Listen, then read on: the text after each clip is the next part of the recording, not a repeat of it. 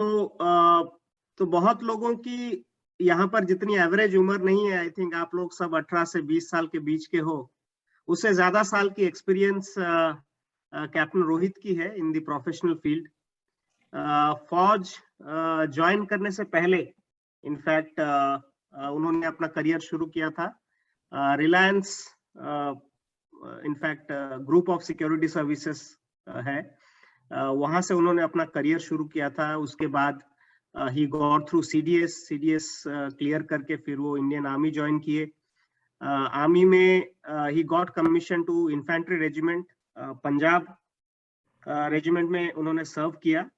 काफी सारे courses army में रहते हुए उन्होंने किए। इनफैक्ट आप लोगों ने बहुत, किन बच्चों ने प्रहार मूवी देखी है? प्रहार देखी है किसी ने? किसी ने प्रहार देखा है? प्रहार नाना पाटेकर की एक प्रहार मूवी है, देखी है? हाथ ऊपर करो किसने देखा है, हाथ ऊपर करो, रेज योर हैंड। ओके, जिन्होंने नहीं देखा वो देखना। वहां पर छोटा सा ग्लिम्स वहां पर कमांडो ट्रेनिंग का दिया हुआ है। आई थिंक कैप्टन रोहित ज्यादा ब्रीफ कर सकते हैं क्या है। आप लोग जो ऑब्स्टेकल कोर्स एकेडमी में करते हो, है ना, कमांडो करके चिल्ला के खड़े होके, तो उसका ऑलमोस्ट 10 टाइम्स जो डिफिकल्टी लेवल होता है कमांडो कोर्स का होता है। वो कभी किसी दूसरे टाइम पे रोहित सर आपको बताएंगे ये करके। बेसिकली मैं एक चीज आप सबको बताना चाहता हूँ। आप जब यंगस्टर हो, आप अपना करियर आगे लेके जाना चाह रहे हो, हमेशा एक जो होता है ना, हमारा हम सबकी जिंदगी, हम सबका जो उम्र है, लाइफ है, वो इतना बड़ा नहीं है कि हम हर एक चीज अपनी गलती से सीख पाए। तो इसलिए हमेशा हमेशा हमें जो फीडबैक है, एडवाइसेस है, ये सब इसलिए सुननी चाहिए, दूसरों को ऑब्जर्व इसलिए करनी चाहिए कि अगर कोई इंसान कोई भी अपने लाइफ में गलती किया हो, मिस्टेक्स किए हो, बट स्टिल वहां से उन्होंने ओवरकम करके अपने लाइफ को अचीव किया हो, वो सारी चीजें हम सीख के उससे अपने अपने लाइफ को और बेटर बना सकते हैं। हर गलती करने का अपॉर्चुनिटी हमें लाइफ में नहीं मिलेगा कि हम ही गलती करें और हम ही उससे सीखें।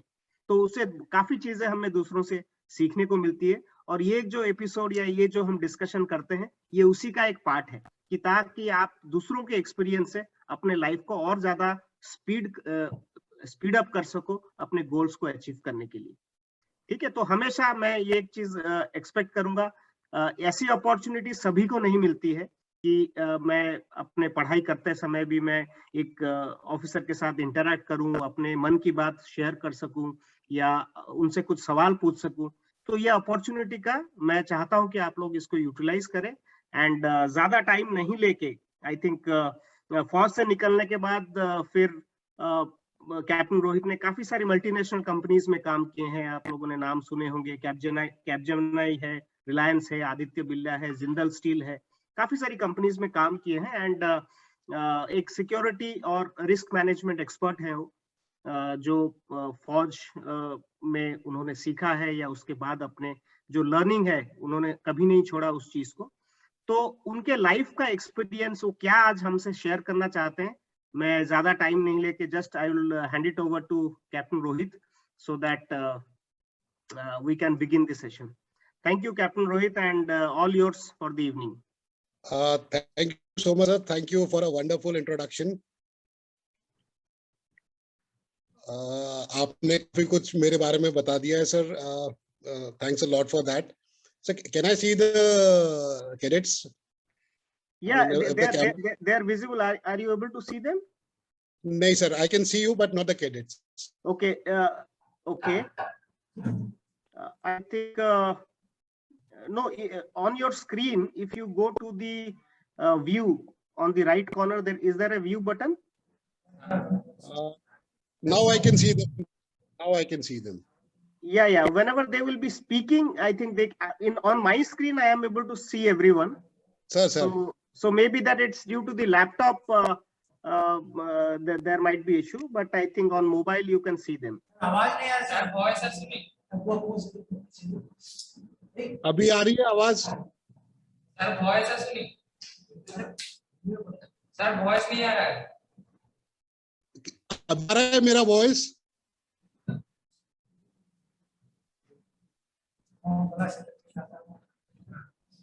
ये आपका वहीं पर कुछ सिस्टम इश्यू है, देख लीजिए।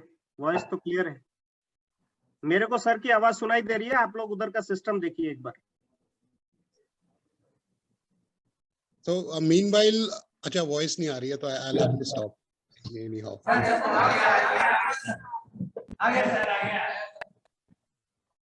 Okay, thank you Chinmay sir, thank you for a wonderful interaction. तो मैं ये जो हमारा कॉन्वर्सेशन है इसको हिंदी और इंग्लिश में मिक्स करूंगा के लिए, ये ठीक रहेगा? Hindi English, get it?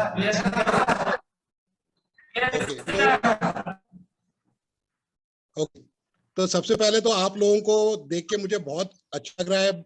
आप लोगों ने जो चेस्ट नंबर्स वगैरह पहने हुए हैं, जिस तरह का हेयर कट वगैरह लिया हुआ है, तो आप लोगों को देख के मुझे बहुत अच्छा लग रहा है।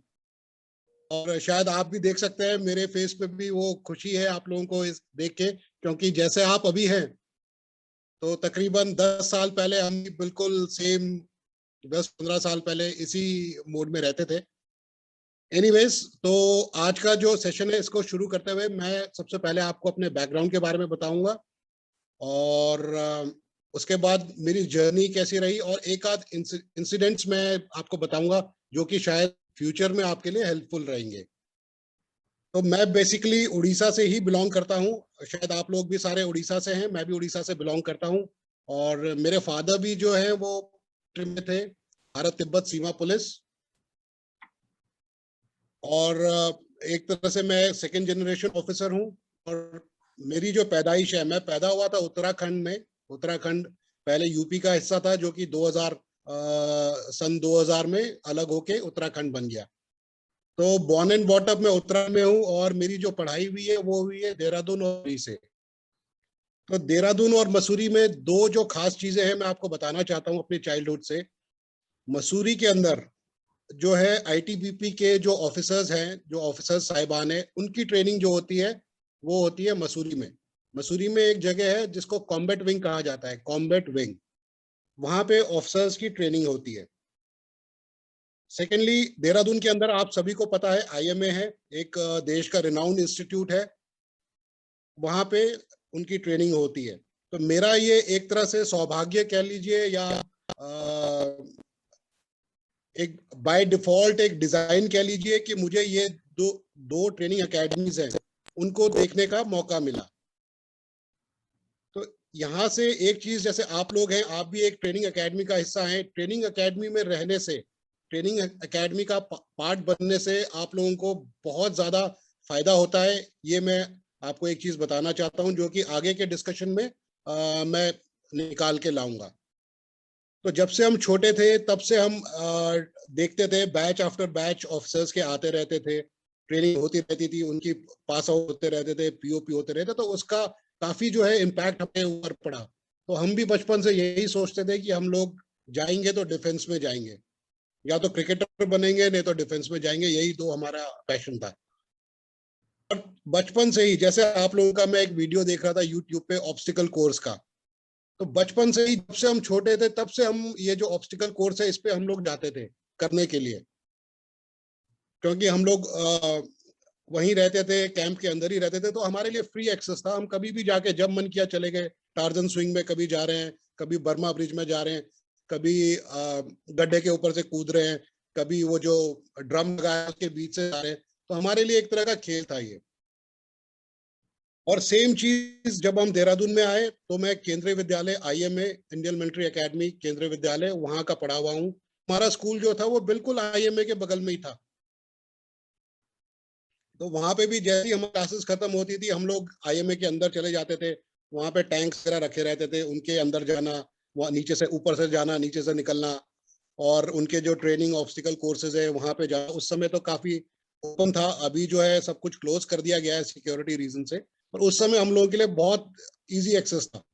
तो हम लोग जाके वहां पे जो है अटेम्प्ट करते थे सारे ऑब्स्टिकल्स। तो बचपन का एक छोटा सा इंसिडेंट है, मैं एक बार अकेले मसूरी के अंदर गया था ऑब्स्टिकल अटेम्प्ट करने के लिए, और टार्जन स्विंग में मैं जब करने गया तो एक वहां पे एक मचान होता है, आप स्विंग करके आते हैं और वो मचान के ऊपर आपको लैंड करना होता है। तो मैं अकेला ही था, मैं गया, मैंने कहा चलो ट्राई करता हूँ। मैंने स्विंग किया और वो मचान को मिस करके मैं सीधे जाके नीचे गिरा हूँ। उसके बाद तकरीबन 15-20 मिनट तक तो मुझे पता ही नहीं चला कि हुआ क्या है। उसके बाद मैं उठा और अपना जो है घर गया। तो इस तरह से बचपन से ही जो है एक हमारा ट्रेनिंग के प्रति एक लगाव रहा है, एक ट्रेनिंग से हमारा एक नाता रहा है। तो इस तरह से जो है हमारी स्कूलिंग खत्म हुई, ग्रेजुएशन मैंने अपना किया बरेली कॉलेज से। वहाँ पे भी हम लोग एनसीसी में एक्टिव पार्टिसिपेट करते रहते थे। और 2000 में मैंने अपना ग्रेजुएशन खत्म किया और इमीडिएटली, शायद आप लोगों को पता होगा, रिलायंस के अंदर एक उस समय स्कीम निकली थी जो अभी भी है। तो इस तरह से 2000 के अंदर अपना ग्रेजुएशन खत्म किया। और ग्रेजुएशन में हम लोग एनसीसी के हम लोग एक्टिव मेंबर्स थे। आवाज आ रही है मेरी? ऑडिबल सुनाई दे रहा है आप लोगों को?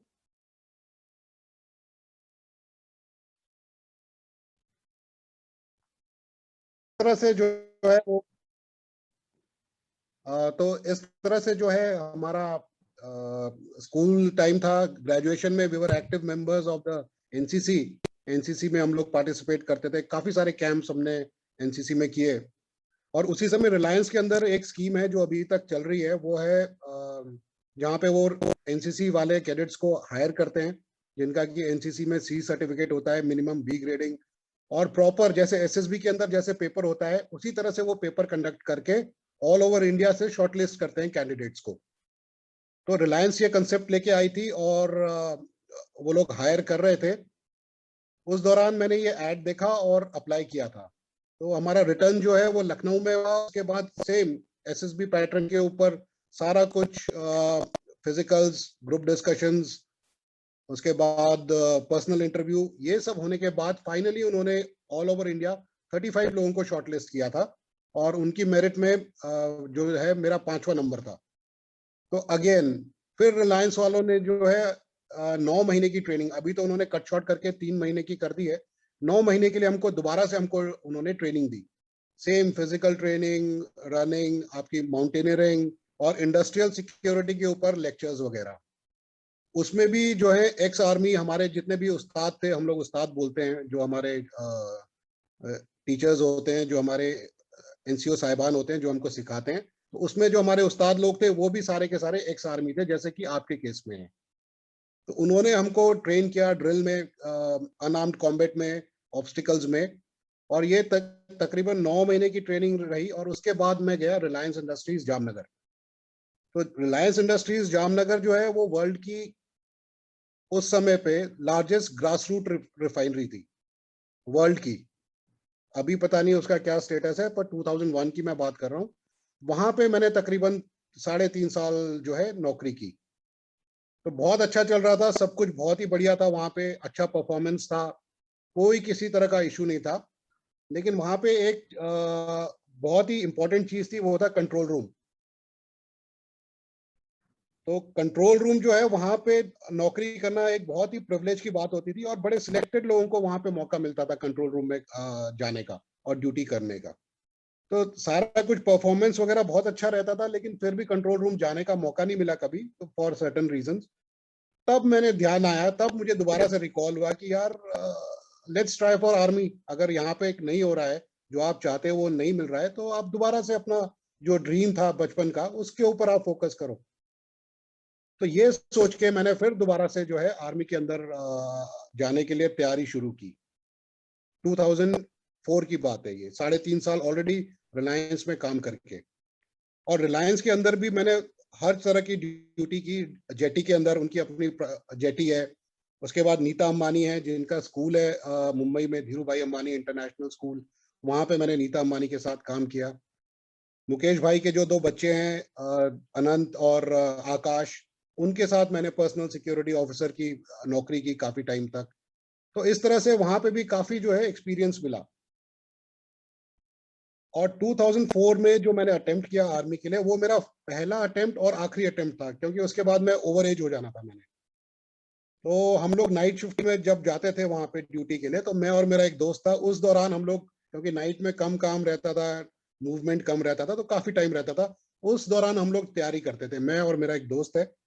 जो कि अभी दिल्ली में है और काफी अच्छी वाइस प्रेसिडेंट पोजीशन पे है एक कंपनी के अंदर। तो नाइट शिफ्ट में हम लोग पढ़ाई करते थे वहां पे बैठ के। तो ऐसे करके हमने जो है एग्जाम क्लियर किया और 2004 के अंदर मैंने इलाहाबाद एसएसबी से अपना एसएसबी क्लियर किया।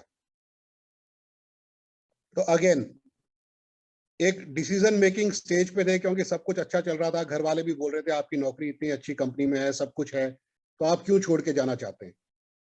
तो इम्पोर्टेंस ऑफ जो पहला जो हमने 10 मिनट बात किया वो तकरीबन ट्रेनिंग के ऊपर था, फिजिकल फिटनेस के ऊपर था।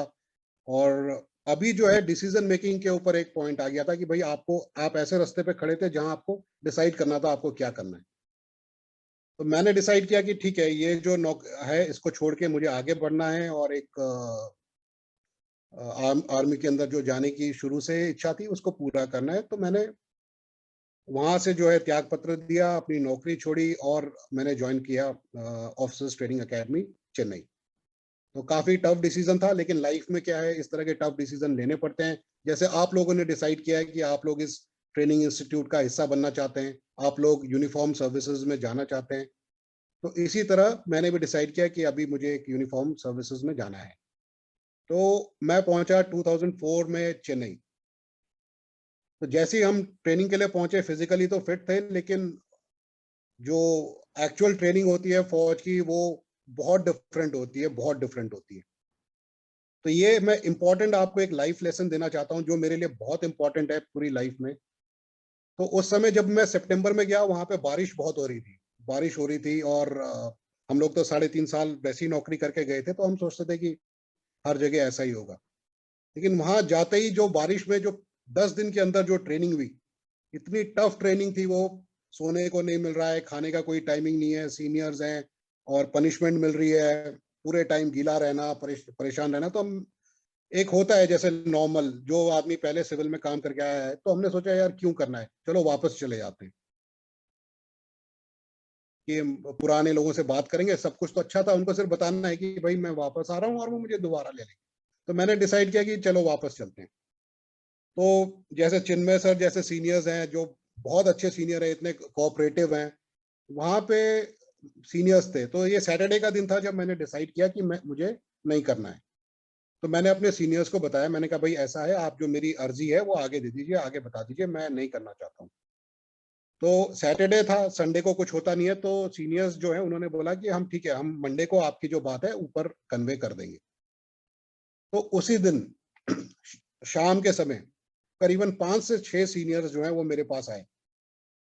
उन्होंने मुझे बिठाया, उन्होंने मुझे समझाया, उन्होंने मुझे कि देखिए आप एक डिसीजन लेके आए हैं, आप ज्वाइन करना चाहते हैं और आप वापस जाएंगे तो क्या मतलब क्या सोचेंगे, समाज क्या सोचेगा, आप खुद अपने बारे में क्या सोचेंगे, आपको खुद कैसा लगेगा, आपके आसपास वाले आपको क्या बोलेंगे। तो बोले मत करो ये गलती, ये शॉर्ट टाइम पेन है, शॉर्ट टाइम पेन है, मे बी 1 महीना 1.5 महीना, उसके बाद आप ट्यून हो जाओगे और कुछ नहीं होगा, उसके बाद आप बिल्कुल फ्लो में रहोगे और आपको पता भी नहीं चलेगा कब ट्रेनिंग खत्म होगी। तो ये जो उन्होंने मुझे ज्ञान दिया और मैंने बोला चलो ठीक है, अब जो होगा देखी जाएगी, अभी तो आ गए, अब करके ही जाना है। और मैंने फिर अपने सीनियर्स को बोला जो अपॉइंटमेंट थे कि भाई मैं करूंगा ट्रेनिंग और मैं नहीं जा रहा हूँ। उसके बाद से फिर पीछे मुड़ने का, पलटने का कोई सवाल नहीं था। तो कहने का मेरा पॉइंट ये है कि जब भी आपके लाइफ में इस तरह का कोई डिसीजन आता है, प्लीज थोड़ा सा डिसीजन मेकिंग का टाइम आता है, प्लीज थोड़ा सा अपने आप को टाइम दीजिए, अपने सीनियर से बातचीत कीजिए और एक करेक्ट डिसीजन लीजिए ताकि आपको फायदा हो, जैसा कि आपने इस केस में लिया है to join a training academy. तो वहां से फिर शुरू हुआ। और ट्रेनिंग की खास बात, क्योंकि पहले से ही मैं ट्रेन था, तो मैंने अपने जितने भी फिजिकल टेस्ट, ड्रिल टेस्ट वगैरह जितने भी थे, मैंने सारे फर्स्ट अटेम्प्ट में क्लियर किए। जनरली कोई सेकेंड अटेम्प्ट में, थर्ड अटेम्प्ट में करते हैं, पर मैंने सारे अपने टेस्ट फर्स्ट अटेम्प्ट में क्लियर किए। आराम से 1 साल का जो जर्नी पीरियड है वो निकाला। उसमें अलग अलग एक्सपीरियंस हुए, वो टाइम की कमी के कारण मैं यहाँ पे अभी नहीं बता सकता हूँ आपको, लेकिन बहुत ही वंडरफुल एक्सपीरियंस था वो, and once in a life time experience कह सकते हैं। और उसके बाद फाइनली मेरा कमीशन हुआ 16 पंजाब पटियाला रेजिमेंट, 2nd पटियाला, जो कि एक रॉयल यूनिट है। और मेरी फर्स्ट पोस्टिंग हुई JNK, जम्मू एंड कश्मीर में, हाई एल्टीट्यूड और काउंटर इंसर्जेंसी में। तो वहां पे मैंने 2 साल काम किए, 2 साल काम किया। यहाँ पे मैं आपको एक दूसरा एक इंसिडेंट बताना चाहता हूँ, जो कि शायद लास्ट इंसिडेंट हो इस सेशन का। तो ऑफिसर बन के जब हम गए, तो सबसे पहले क्या टास्क दिया होगा, आप बता सकते हैं?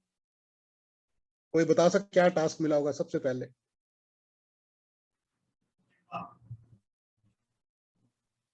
Sorry,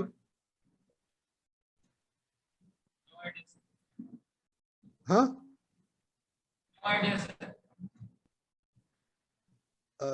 sir, can you help me with the answer? क्या? Yeah, so they are saying ki no idea, but no idea is a very good idea, in fact, to get an idea. तो okay, क्या है मतलब आपको क्या लगता है, जब कोई एक ऑफिसर बन के जाता है एक यूनिट में, क्या काम उनको मिला होगा सबसे पहला काम? कोई भी गेस, कोई भी कुछ करना चाहता है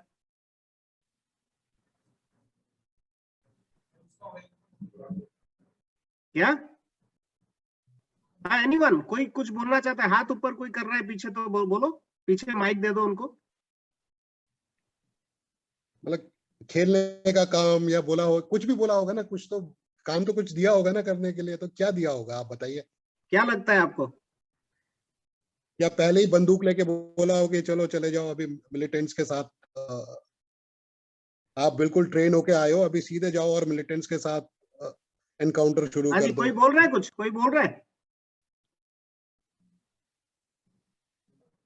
ओके, हेमंत साहब हैं क्या? हेमंत साहब हैं? हेमंत साहब हैं? नो? ओके, ठीक है, ओके। ओके। तो जो सबसे पहला टास्क मुझे दिया था, वहाँ पे एक हमारा एक कॉन्फ्रेंस होने वाला था फील्ड एरिया में। सबसे पहला मुझे जो टास्क दिया गया था, वो दिया था वहां का जो वॉशरूम है वो चेक करने के लिए। तो मैंने बोला ठीक है, ये किस तरह का काम है वॉशरूम चेक करना। मैं गया, मैंने देखा ऊपर से नीचे तक, देखा ठीक है, हाँ ये ठीक है, वो ठीक है, और मैं आ गया बाहर। उसके बाद जो हमारे सीओ साहब थे वो आए, उन्होंने हमको बोला कि आपने वॉशरूम चेक किया? मैंने कहा हाँ सर किया है। बोला आप चलिए मेरे साथ। मैं गया उनके साथ, और फिर उन्होंने जो ऊपर से लेके नीचे तक, क्योंकि फील्ड एरिया में था, एक तो एक बाल्टी नहीं, फिर मग नहीं था, साबुन अलग तरीके से रखा हुआ था, जो उसका आईना था वो साफ नहीं किया हुआ था, नीचे जो प्लास्टिक की पाइप आती है जो जमीन में जाती है वो फटी हुई थी। इस तरह से करके एक छोटे से टास्क के अंदर उन्होंने मुझे बताया कि देखिए आपने कम से कम नहीं तो 10 या 12 घर इसमें की है, ये चीज होनी चाहिए और ये चीज नहीं थी। और मुझे इतना उस दिन शर्म आई और अपने ऊपर इतना मुझे बुरा लगा कि देखिए मुझे एक टास्क दिया गया है और मैं बिल्कुल उसको, मैंने कैजुअली उसको अपीयर किया। और जो मेरे सुपीरियर हैं, जो कि मुझसे तकरीबन 15 से 20 साल सीनियर हैं, वो मुझे बता रहे हैं कि देखिए ये होना चाहिए, ये होना चाहिए। तो ये जो एक दूसरा लाइफ है, ये मैंने वहां से सीखा है। आपको कोई भी टास्क, कितना भी सिंपल टास्क, कितना भी छोटा टास्क दिया जाए, उसको आपको 100% कंप्लीट करना है, 100%। उससे कम कोई उसमें गुंजाइश ही नहीं है। और ये एटीट्यूड मैंने अपने हिसाब से पूरी लाइफ में मैंने यही एटीट्यूड रखा है। अगर आपने किसी टास्क को लिया है, उसको 100% आपको अचीव करना है। There is nothing called as 99.9% या फिर उसकी वजह से नहीं हुआ, या उसने नहीं किया, या मैंने ऐसा सोचा, या मैंने ऐसा बोला, मुझे ऐसा लगा, ये सब चीजें कोई मायने नहीं रखती हैं। तो वहां से एक बहुत इंपॉर्टेंट लाइफ लेसन मिला। और उन्होंने मुझे एक चीज बोली थी जब मैं यंग लेफ्टिनेंट था, बोले कि वहां पे काफी हाई ऑल्टीट्यूड, बर्फ, माइन फील्ड्स वगैरह काफी थी। उन्होंने बोला कि मुझे कुछ नहीं चाहिए, मैं यहाँ पे तकरीबन 700 750 आदमी लेके आया हूँ, और मैं इतने ही आदमी वापस लेके जाना चाहता हूँ। आप देख लो आप कैसे इसको इंश्योर कर सकते हो। तो दिन रात जितने टाइम मैं वहां पे रहा, मैंने इंश्योर किया कि हम लोग जितनी भी स्टैंडर्ड ऑपरेटिंग प्रोसीजर्स हैं उनको फॉलो करें। कभी भी हमने किसी भी ऑर्डर्स को डेविएट नहीं किया, और बिल्कुल 100% हम जो है, जितने हम लोग गए थे वहां फील्ड में, उतने लोग हम वापस आए without any casualty, without any injury. ये नहीं कि किसी को बर्फ लग गई, फ्रॉस्ट बाइट हो गया, किसी को सिकनेस हो गई, बिल्कुल नहीं। हमने इतने अच्छे से ड्रिल्स फॉलो किए वहां पे, बिल्कुल सेफली जो है अपना काम पूरा करके वापस पंजाब में वापस आए। वहां पे तकरीबन हमने 3 साल और निकाले। उसके बाद मैंने डिसाइड किया, क्योंकि मैं ऑलरेडी इंडिया की जो बेस्ट 2 कंपनियां उस समय, एक आप रिलायंस इंडस्ट्रीज हैं।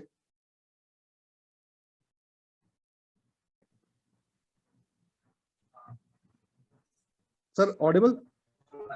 Yes, yes, audible. And okay, मुझे आप लोग नहीं दिख रहे हैं sir. I think there again,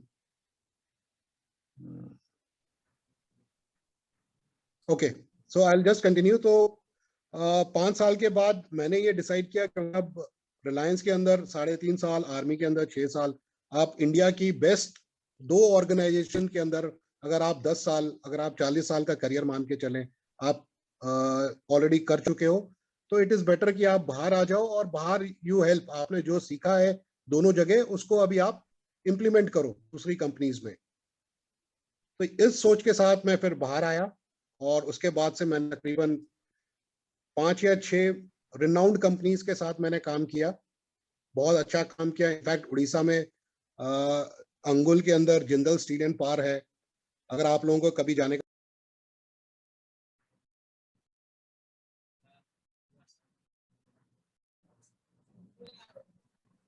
तो ये जो है मेरा एक छोटा सा जर्नी रहा। और आर्मी में जो काम किया है, सर सर वीडियो नहीं आ रहा है। Audio Sorry? is clear. Audio is clear. I think video is not there. Sir I,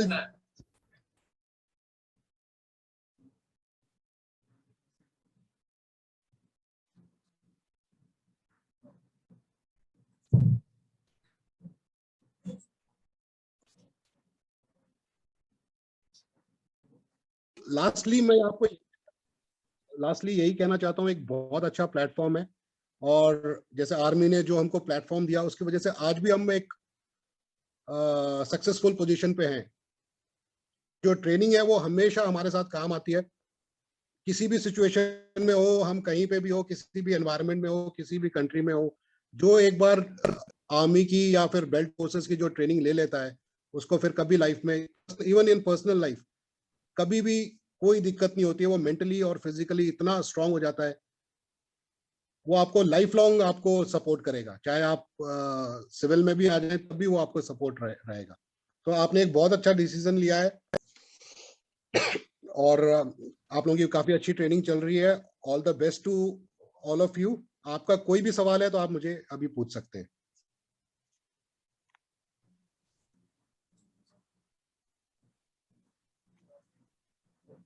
हाँ जी, कौन पूछना चाहता है? स्वस्तिक, अनिल? अनिल है? Anil is there?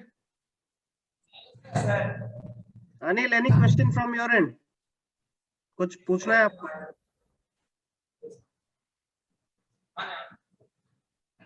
पूछिए। Good evening sir. Good Anil evening sir. पूछिए, पूछिए अनिल, आवाज आ रही है। सर मतलब सर ने मतलब पूरा मतलब सीरियस शॉर्ट सर्विस कमीशन है, तो सर उन्होंने मतलब पूरा दैट 15 इयर्स वर्क किया या फिर बीच में ड्रॉप आउट किया? तो इसको एक्चुअली आप ड्रॉप आउट नहीं बोल सकते हैं।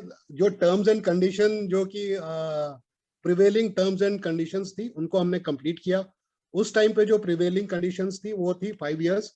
उसके बाद आपके पास ऑप्शन दिए जाते थे। तो जो ऑप्शंस, जब आपको ऑप्शन दिए जाते हैं तो ऑब्वियसली आपको एक ऑप्शन लेना ही है। तो जो मुझे उस समय जो अच्छा लगा, जो मुझे अप्रोप्रिएट लगा, वो ऑप्शन मैंने चूज किया, for the wellbeing of my family, for the wellbeing of you can say my organizations, my country. तो बेसिकली आपका सवाल 5 years, उस समय 5 years था, वो 5 years मैंने कंप्लीट किए। सर एक और क्वेश्चन सर, एसएसबी के लिए सर कैसे प्रिपेयर किया सर? एसएसबी के लिए कैसे प्रिपेयर किया? सर कैसे प्रिपेयर करें sir? Sir can you repeat? SSB के लिए कैसे प्रिपेयर, फिर से can you repeat the question? Sir SSB के लिए सर कैसे प्रिपेयर करें? एसएसबी के लिए Rohit, they are asking SSB के लिए कैसे प्रिपेयर करें? अब मैं आपको कैसे प्रिपेयर करना है ये तो मुश्किल है बताना, क्योंकि हर आदमी का अपना ओपिनियन रहेगा। मैंने क्या किया मैं आपको शॉर्ट में बता सकता हूँ, और ज्यादा कुछ नहीं किया हमने, क्योंकि ऑलरेडी मेरे पास एक जॉब थी, तो मुझे कोई ज्यादा मतलब इतना नहीं था कि मुझे करना ही करना है। तो मेरे मन में ये था कि आई विल जस्ट गो, मैं जैसा हूं मैं अपने आप को वैसे ही प्रेजेंट करूंगा, और जितना मुझसे हो पाएगा मैं उतना करूंगा, और उसके अलावा मैंने कुछ सोचा भी नहीं था। तो जैसा मैं था उस समय रिलायंस में मैं काम कर रहा था, तो मैंने अपने आप को सिंपल वैसे ही प्रेजेंट किया। इनफैक्ट मुझसे जो 2 सवाल पूछे गए इंटरव्यू में, उसमें से सबसे पहला सवाल था कि आप नॉर्थ ईस्ट प्रॉब्लम के बारे में क्या जानते हैं? मैंने बोला सर मैं कुछ नहीं जानता हूँ। दूसरा सवाल मुझसे पूछा आप ईरान इराक प्रॉब्लम के बारे में क्या जानते हैं, उस समय चल रहा होगा। मैंने कहा सर मैं नहीं जानता। तो जो ऑनेस्टली जो था मैंने उनको बताया, तो उन्होंने बोला कि ठीक है तो तुम करते क्या हो? तो मैंने उनको बताया कि मैं ऑलरेडी एक प्रोफेशनल हूँ, मैं 8 घंटे जो है अपनी नौकरी करता हूँ, 1-2 घंटे मेरा आने जाने में प्रिपरेशन में निकल जाता है। लेकिन ये जरूर था क्योंकि मैं एक स्पोर्ट्समैन था, तो मैंने उनको बताया कि मैं 3 से 4 घंटे ग्राउंड के अंदर डेली खेलने तो जाता ही हूँ, चाहे कुछ भी हो, चाहे मेरी नाइट शिफ्ट हो चाहे डे शिफ्ट हो। इसके अलावा मैं अपने दोस्तों के साथ बैठा रहता हूँ और गपशप लगाता रहता हूँ। ये मेरा उनको आंसर था, और शायद उनको ये ऑनेस्टी अच्छी लगी, या उनको जो भी उनका व्यू पॉइंट रहा हो। तो मैंने कोई स्ट्रक्चर्ड ट्रेनिंग नहीं ली, मैंने कोई स्ट्रक्चर्ड प्रिपरेशन नहीं किया, मैं जैसा था वैसे ही मैंने अपने आप को प्रेजेंट किया था बोर्ड के सामने।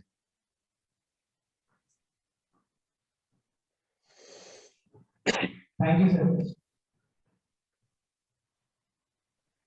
Okay, any other question? So SSB की जो ट्रेनिंग है या SSB को प्रिपरेशन है, राइट? अभी उसके ऊपर सर ने जो अपना थॉट प्रोसेस है वो दिया, एंड ही इज राइट। सो अपने आप की जो हमारी OLQs होती हैं, वो OLQs अपने अंदर इनबिल्ट होनी चाहिए, या उसको हमें धीरे धीरे डेवलप करनी होनी चाहिए। बाकी जो वहां पर 5 दिन में होता क्या है, वो आई थिंक एक बार आप लोग रिटर्न क्लियर कर लोगे, उसके ऊपर हम लोग फिर उसके बाद बात करेंगे। एंड कि उन चीजों को किस नजर से देखा जाए, वहां पर एक्सपेक्टेशंस क्या होती है, और उस एक्सपेक्टेशंस को आप एज ए इंडिविजुअल पर्सनालिटी कैसे हैंडल करोगे, या आप उसके ऊपर कैसे एक्ट करोगे। क्योंकि हर एक इंडिविजुअल एक डिफरेंट पर्सनालिटी है, और हर एक पर्सनालिटी वहां पर एक सवाल को अलग अलग तरीके से जवाब देगा। ठीक है, तो उस हिसाब से आई थिंक इसके ऊपर डिटेल में जब आप लोग अपने रिटर्न क्लियर कर लोगे, हम बात कर सकते हैं। और कोई सवाल सर के लिए? Any other question? कोई कुछ भी? Venkateshwar, anything from your end? Sir, how you prepared for written? Can you put on your video? Me sir? No, I think Venkateshwar, can you put on your video? Yes.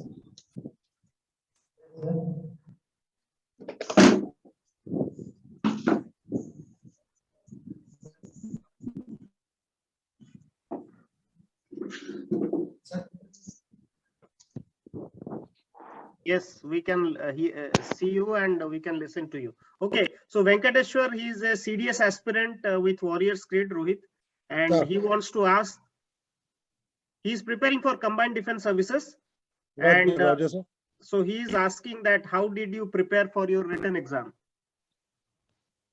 So return exams के लिए we had just read some books which were available, जो books थी वहाँ पे, जो standard books होती हैं, और मैं था और मेरे जो दोस्त थे, we used to attempt those questions during our night shifts, and that's it. Nothing much. I mean, that nothing much of a preparation actually. Normal. It's very normal preparation. तो नॉर्मल प्रिपरेशन का sir का जो कहना है वो सबके standard अलग अलग होंगे उसके, सो एक जैसा मत लेना कि नॉर्मल प्रिपरेशन मतलब कि मुझे कुछ नहीं करना है या पढ़ना नहीं है, ठीक है, एटलीस्ट बिल्कुल सही, आपके क्योंकि मेरे पास ऑलरेडी एक जॉब था, तो मुझे कभी इतना महसूस नहीं हुआ कि I have to go all out. तो सर जो कह रहे हैं वो बिल्कुल सही है, 100% करेक्ट। एंड प्रिपरेशन में वही है, एंड जो बड़ी पेयर में जैसे सर ने बोला एक अच्छा पॉइंट कि बड़ी पेयर में हम प्रिपेयर करेंगे, तो आप भी अपने साथ जब भी कोई जो क्वेश्चन डिस्कशन होता है वॉरियर स्क्रीड में, आप जीके दंगल करते हो, इन चीजों को फ्रूटफुल बनाओ। जो डिस्कशंस होते हैं वो डिस्कशंस में आप इंडिविजुअली जो पढ़ते हो उसको शेयर कर सकते हो, दूसरा कैडेट जो पढ़ता है वो आप ग्रास्प कर सकते हो। तो इस वजह से आई थिंक आपका काम इजी होता है, जहां पर आपको और मिनिमम 4 से 6 घंटा ऑन एन एवरेज, जब हमारे पास टाइम स्पेन कम होता है, अपने फोकस हमें सेल्फ स्टडी पे करना चाहिए। टीचर्स और जो भी आपका करिकुलम है एकेडमी का, वो आपको सपोर्ट करने के लिए है। अगर आप सिर्फ करिकुलम और टीचर्स पे बिलीव करोगे, मैं 3 घंटे 4 घंटे टीचर के साथ दे के मैं कोई एग्जाम क्लियर करूंगा, इट मे नॉट हैपन। तो इसलिए आप जो चीजें वो पढ़ा रहे हैं उस चीज को बार बार इनफैक्ट रिपीटेटिव वे में करना, डाउट्स पूछना, एंड अपने आप को चीट नहीं करना। एक चीज और है कि अपने आप को चीट नहीं करना, आपको खुद पता होना चाहिए आज मैंने कितने क्वेश्चंस प्रैक्टिस किए हैं, मेरे पास कितना टाइम बचा है। जब आई थिंक एकेडमी में लोग होते हैं तो उनका एक लिबर्टी का दिन होता है कि अपने एग्जाम्स क्लियर करो, उस दिन वो एकेडमी से बाहर उनको जाने का मौका मिलता है, उसको डेज टू लिबर्टी बोलते हैं। लोग उसको बैक काउंटिंग शुरू कर देते हैं कि इतने दिन बचे मुझे बाहर जाने के लिए। तो सिमिलरली आपके एग्जाम का भी वही हाल होना चाहिए कि इतने दिन मेरे पास 80 डेज बचे हैं, 70 डेज बचे हैं, 60 डेज बचे हैं, और उस 60 डेज में मुझे क्या मेहनत करना है। और जितना अर्लियर अटेम्प्ट में आप उसको क्लियर कर पाओ, आई थिंक उससे बेहतर और कुछ नहीं। अगले चांस तक वेट नहीं करना किसी चीज को कि मेरे पास और एक अपॉर्चुनिटी है करने के लिए। और एक अपॉर्चुनिटी को जब आप करने जाओगे, आपको कंपटीशन उतना ज्यादा बढ़ जाएगा, और आप धीरे धीरे हो सकता है आपके पास वो मोटिवेशन लेवल आप उस लंबे समय तक कैरी नहीं करो। तो जितनी जल्दी टास्क मिला, टास्क कंप्लीट, बस खत्म। वो जितनी जल्दी आप इन चीजों में अपने आप को कन्वर्ट कर लो, आई थिंक आपका जो प्रोफेशन आप चेस कर रहे हो वो इजीली हासिल कर पाओगे। और कुछ वेंकटेश्वर?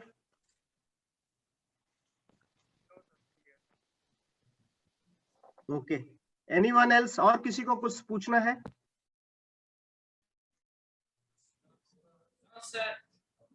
पक्का?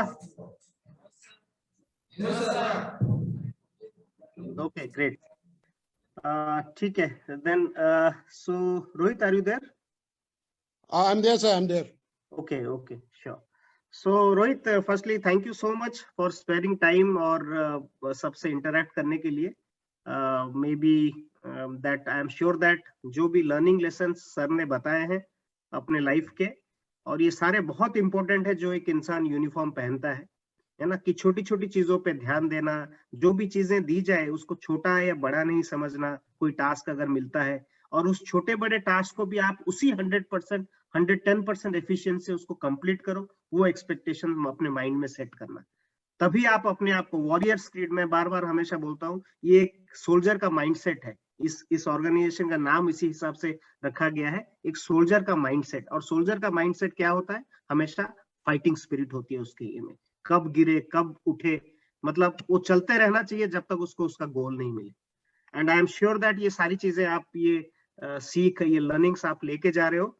एंड फिर से सबके बिहाफ में मैं रोहित सर को धन्यवाद देना चाहूंगा। फिर कभी कोई अपॉर्चुनिटी में आई थिंक सर जब कभी विजिट करेंगे उड़ीसा वगैरह, या कभी ऑनलाइन आपसे फिर इंटरेक्ट करने की कोशिश करेंगे। And thank you so much Rohit, thank you for being part of this evening.